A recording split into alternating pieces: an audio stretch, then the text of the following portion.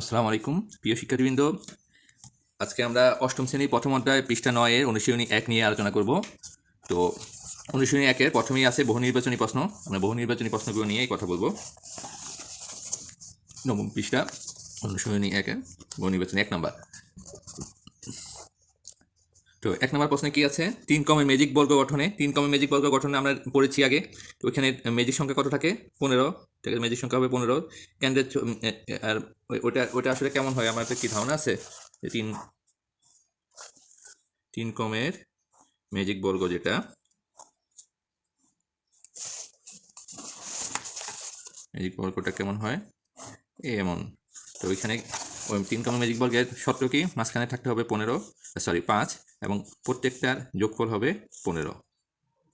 আড়াআড়ি সোজা যেভাবে যোগ করা হোক সব হবে 15।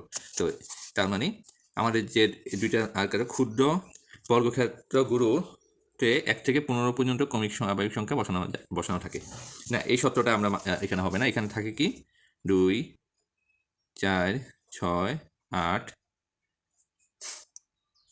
6 9 8 4 12 3 6 1, এখানে হবে 8 7। ঠিক আছে, তাহলে আমরা দেখলাম আমাদের 3 কমের ম্যাজিক বর্গটা আমরা গঠন করে ফেললাম। তবে তাদের যে 3 নাম্বার শর্তটা মিলে নেই। এখানে কি 1 থেকে 9 পর্যন্ত সংখ্যা আছে। আচ্ছা, তাহলে আমাদের এখানে অ্যান্সার কি হবে? এখানে আমাদের অ্যান্সার হবে ক। তার মানে 1 নাম্বারের আমাদের অ্যান্সার হলো ক। 2 নাম্বার কি আছে? 2 নাম্বার হলো নিচের কোন ফলাফলটি 9 দ্বারা বিভাজ্য? আচ্ছা, এখানে নিচের কোন ফলাফলটি 9 দ্বারা বিভাজ্য? 9 দ্বারা বিভাজ্য সংখ্যার ক্ষেত্রে আমরা কিছু টেকনিক এখানে অবলম্বন করব। কারণ এখানে দেখো অনেক বড় বড় সংখ্যা। তুমি তোমাদের একটা জিনিস মানে কোনো টেকনিক আছে বলেই তারাই পাবে দিয়েছে। তো এই টেকনিকটা কি? দেখো এখানে এই একটা সংখ্যা আছে, একটু এই যে এটাও, এটা প্রত্যেকটা সংখ্যার মধ্যে একটু একটু দেখো এখানে 7 2 5, 7 2 5, তার মানে উল্টানোভাবে দেওয়া। এটা যা আছে এটা উল্টানোভাবে দেওয়া। তবে আমরা জানি কোনো সংখ্যা যদি তাকে রিভার্স করে যদি আবার দেওয়া হয়, তবে তাদের যে বিয়োগফল হবে সেটা কি হবে? সেটা 9 দ্বারা বিভাজ্য হবে। ঠিক আছে, এটা কিভাবে দেখো? 75 মাইনাস বিয়োগফল, তারা একটু যোগ করছে, এই কারণে তোমাকে কনফিউজ করার জন্য তারা যোগটাকে দেখাইছে। এটির যোগ বিয়োগ করে কত হয়? এখানে হলো 15 থেকে 7 গেলে 8 আর 1 6 18। ঠিক আছে, তাহলে এটা কি? এটা 9 দিয়ে বিভাজ্য। ঠিক আছে, তার মানে আমাদের অ্যান্সার হবে 2 এর অ্যান্সার হবে ঘ, ঘোড়ার ঘ। আচ্ছা, এরপরে আমাদের 3 নাম্বার কি? যে কী দেওয়া আছে? যে 4টা 9 বীজগণিতীয় রাশির শততম পদ কোন বীজগণিতীয় রাশির? আচ্ছা, 4টা 9 কোন বীজগণিতীয় রাশির শততম পদ? আচ্ছা, তো এখানে 4টা 9কে আসলে বেসিক্যালি আমরা যদি কোনো এখানে কোনোটাতে বর্গ আকারে দেখতে হয়, তাহলে সেখানে আমরা আগে এটাকে পূর্ণ মানে একের সাথে যে বর্গগুলো থাকে ওই একের, এখানে 9900, মানে এখানে হবে 10,000। আচ্ছা, মানে 10,000 কি 10,000 থেকে, তাহলে আমার এটা কি এটা থেকে 1 কম না? তাহলে আমরা এর থেকে 1 কম করি। আমরা 10,000 মানে কি একের সাথে কয়টা শূন্য? 4টা শূন্য। তখন আমরা এখানে যদি বর্গ করলে আমরা 10,000কে 100 × 100 লেখা যায়, তাই তো? একের সাথে 4টা শূন্য। ওকে, তার মানে আমরা এটা 100 স্কোয়ার মাইনাস 1, তার মানে এটাকে ক স্কোয়ার মাইনাস 1, তার মানে আমরা এটা 3-এরও ঘোড়ার ঘ। আচ্ছা, 4-এর কি? ক সংখ্যক ক্রমিক স্বাভাবিক বিজোড় সংখ্যার যোগফল। আচ্ছা, এটা আমরা জানি ক সংখ্যক ক্রমিক স্বাভাবিক সংখ্যা। এবং আমরা কি জানি? ক্রমিক স্বাভাবিক সংখ্যাগুলো ক্রমিক স্বাভাবিক বিজোড় সংখ্যা। ক্রমিক স্বাভাবিক বিজোড় সংখ্যাগুলো কি? 1 + 3 + 5 + 7 + 9 + 11। আচ্ছা, আমরা এই কয়টাই দেখি ক্রমিক স্বাভাবিক বিজোড় সংখ্যা। ঠিক আছে, বিজোড় সংখ্যার যোগফল ক সংখ্যক। আচ্ছা, এখন ক সংখ্যক যদি হয়, তার মানে এখানে কি ক সংখ্যা 1 2 3 4 5 6, তার মানে এইগুলো যদি যোগ করি এটার বর্গ কত হবে? 6 স্কোয়ার। সিম্পল হিসাব, আমরা যোগ করে দেখি 20 27 32 35 36। ঠিক আছে, এটা আমরা আমাদের ইয়াতে বইয়ে আমরা পড়েছি। তার মানে এটা এখানে আমার অ্যান্সারটা কত হবে? ঘ। ওকে, 4-এর ঘ। এবার আমরা আসছি 5, 1 থেকে 100 এর মধ্যে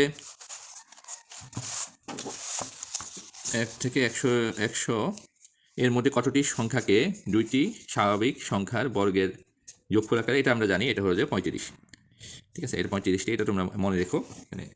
আচ্ছা, নিচের উদ্দীপকের আলোকে 6 ও 7 প্রশ্নের উত্তর দাও। আচ্ছা, এখানে আমাদের 6 এবং 7 নম্বরের অ্যান্সার। আচ্ছা, 5 নম্বরে আমাদের এখানে 5 নম্বরের অ্যান্সার কী ছিল তাহলে?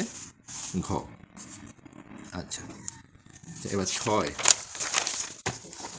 6 নাম্বারটায় আসছে কি, এই যে ম্যাজিক বর্গটা, এই ম্যাজিক বর্গটা আমরা একটু দেখে নিই।